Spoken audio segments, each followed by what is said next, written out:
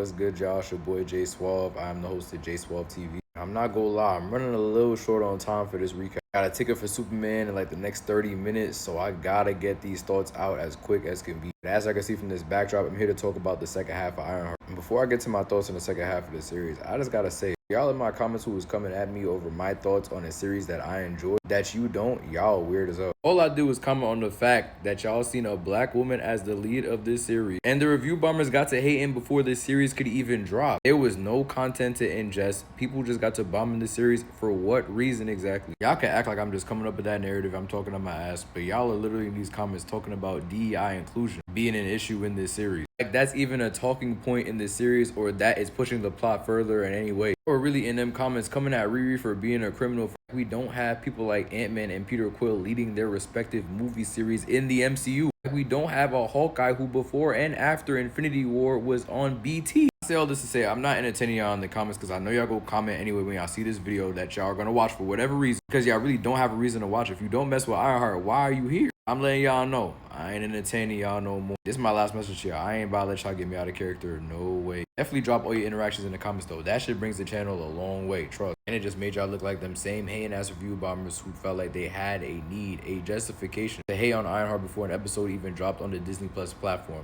Delusional. With all those things said, I got a movie to go watch. So we're gonna get right into the video. If you like anything I gotta say at all in this recap, y'all already know what y'all gotta do. Like, comment, share, subscribe, do all those things. And let's talk about why them last 3 episodes of Ironheart were pretty good up until the very last 10 minutes. I'm gonna just get them 10 minutes out the way, bro. So in this last episode of Ironheart, we got introduced to Mephisto, finally. Not that off-brand Mephisto they was talking about in WandaVision. No, the real deal Mephisto is now in the MCU. And I gotta say, his actor definitely played the role really well in my opinion. For somebody who got introduced in the last episode of the season, mind you, he only has 3 conversations in this whole season. The conversation he had with RiRi to me was, especially with how the conversation ended. Those 2 conversations he had with Parker, especially the second one, my son heard it was finally his time to hit the small screen and he did not miss a beat. He ready to be cast in Avengers Doomsday, I'm telling y'all. Now, unfortunately, I was also spoiled on this reveal as well. But what I will say that I'll give credit to Mephisto for is the fact that they didn't tell us his name until the very last couple of minutes of the episode. So he's getting carried by his acting performance, in my opinion, up until the last point of the episode. He's doing a great job with no name behind who he is, of just representing this all-powerful, magical man who has the ability to change your life, but not without repercussions. As we see Parker suffering from through a majority of the second half of the season. The conversation he has with RiRi and Parker are damn near identical in Parker's first exchange with him and RiRi's first exchange with him. Dudes go try to butter you up. He tried to get RiRi to sit at that table so many times until he was finally able to. He did the same thing with Parker. Then he had a conversation with him, showed him what he could do with his power. Similarly what he did with RiRi. Let him know, listen, I'm powerful. I could do a lot of things for you. You should mess with me because I can make your dreams come true. What do you say? Now, Parker shaking his hand was obvious. We know this guy got the hood. And we know Mephisto is directly causing this man harm from his back and the veins that are now on his face in the second half of the season. If that wasn't obvious, his fight with RiRi should tell you everything you need to know. And was turning into them Wendigos from Until Dawn, I'm trying to tell you. But in that second conversation with Parker, his villainy was on full display. Start the conversation off and Parker thinks he has the upper hand and Mephisto has to put him in his place real quick. Talk about, I'm the one who gave you this power. First of all, watch how you talking to me. Then continues to stun him even further when Parker asks if he can get more of his goodwill, I'ma just call it. Essentially asking Mephisto for more power in order to feel like this was worth something. Because right now, all Parker's feeling is the loss of his experience. John, the friends that he made along the way, and the love of his father he never had, the father that he literally just robbed of his mansion. Mephisto responds to him with the coldest look in his eye, basically asking bro why he deserves his power, saying he's not worthy, just disrespecting him. I know Parker felt inferior as hell in this conversation. After this one-sided ass conversation, RiRi links up with Parker finally, and they get to boxing. Now, this final fight, Ironheart versus the Hood, was very mid in my opinion. Like, it was cool. We got to see Ironheart do some cool things in her magic suit, which I'm gonna talk about in a little bit. But Parker really didn't do anything. He just grew fangs and was just climbing on the Ironheart suit, scratching at it, but he didn't really show us any of that magic that he should have attained with the Hood, other than disappearing and RiRi finding him in an instant. So yeah, the fight itself is mid, but then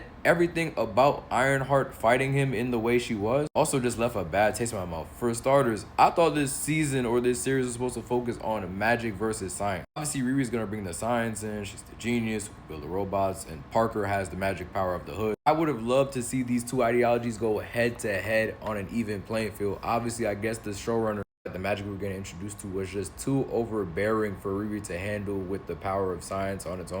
I just feel like this is a TV series. You could have easily written that shit in. I don't know, for me, I just didn't really feel RiRi getting the magic on her suit to fight back against Parker. Kind of just felt like the last thing her dad left her in that car that she used to create the suit just wasn't enough to take out Parker at the end of the day. And obviously that's the case. Then to also throw away AI Natalie in the closing seconds of episode 5, it just made me scratch my head, because why? Did we really need that conflict going into this fight with Parker? It's just a personal graph for me. I already know the answer to the question. Obviously she did, but it just didn't feel good to me seeing her use magic to beat Parker. Parker even mentions it. Oh, you got magic now. Now it's a real fight. Magic versus magic. I'm just like, that wasn't the worst part of the second half of the season to me. Nah. Her conversation with Mephisto was, like I told y'all, it was damn near a mirror to what this first conversation with Parker was. So I'm not going to go down to the specifics of what they talked about. The only difference was, instead of trying to entice RiRi with power, he entices her with the opportunity to bring somebody back from her past. Now, with the way this conversation was going back and forth, I genuinely thought RiRi was going to deny this man's advances. I thought, okay, maybe they put magic on the suit, but she's going to use the science that she's come up with to bring Natalie back. She won't need this man Mephisto's bad magic to do it. But she unfortunately got enticed by this man Mephisto, similarly to how Parker did. And it's like, I get it.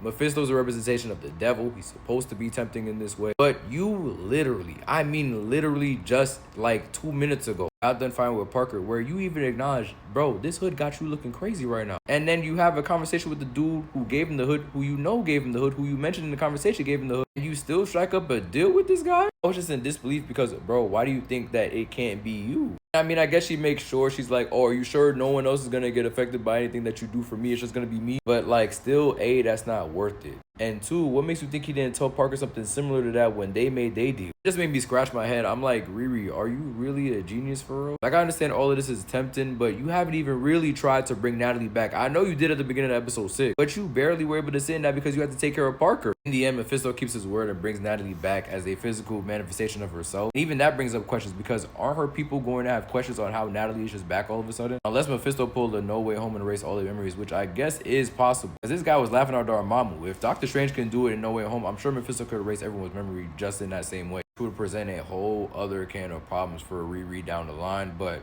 I'm not going to talk about that right now. But I will ask the question of, why didn't Mephisto come to RiRi earlier on in the season? Even if you wanted to wait till the second half of the season, okay, cool. But we seen RiRi going through a lot in the second half of the season, where you could have pulled up on her way sooner than you did in this episode. There was nothing significant about the fight with her and Parker that would lead you to want to link up with her right now instead of earlier on in the season. Especially because we know Mephisto has multiple clients, so why did you not link up with RiRi earlier to try to add her to your roster? A lot of good came from introducing Mephisto in this episode, but then it was also a lot of scratch your head moments, especially with RiRi accepting to deal with him. I can't even get over that. And then Obadiah Stane's son want to continue to have beef with RiRi after she saved his life. Sir, I get that your last name is Stane, but you are not the main character. Y'all are probably never going to fight in the MCU again. They dead could have kept that line. We not waiting for that rematch. And then the post-credit scene with Zelma and Parker linking up. I don't know who Parker trying to get. Like, what did you need her magic for specifically? And are we even going to come back to this in MCU realistically? They could have just had a cute post-credit scene and called it a day. No, they had to make it more complicated than it needed to be. That shit blew my. Yeah, that last episode was super trash, and I'm thinking about it. But episodes 4 and 5 are cool. I love seeing RiRi become public enemy number 1 in episode 4. Everybody was hating on RiRi in episode 4. When RiRi showed Natalie's brother her in AI form, that boy snapped on her. And the worst part was, she was already having a bad day, and she thought that was going to be the one to put it back up. No, it wasn't. That nigga made her day worse. You hate to see it. And after that, you got everyone in Parker's gang trying to jump RiRi. And somehow, without the Iron Man suit that they cleverly took before encountering her, she still managed to give them the slip. If it wasn't for Obadiah Stane's son getting that Zenkai boost, she would have robbed the people who robbed her to begin with and got away with the shit. Speaking of Obadiah Stane's son's Zenkai boost, I felt bad for how he got done in the second half of these episodes. Seeing him have to go down for the crimes that RiRi committed when she promised him he wasn't going to go down for them, it was a bit crazy to see. Honestly, didn't expect this character arc to go down the path that it did, but I'm not too mad at it. I like seeing his abilities on display. I just hated seeing Parker control him. Also, seeing him try to fight back, I'm like, bro, you are not winning this fight. Wasn't even trying to be low-key about it either. My son pulled a left hook on Parker, looking dead in his face. Like, bro, he sees you. What makes you think he's not going to stop your fist from reaching his face? Seeing Parker turn his gang was a little crazy, but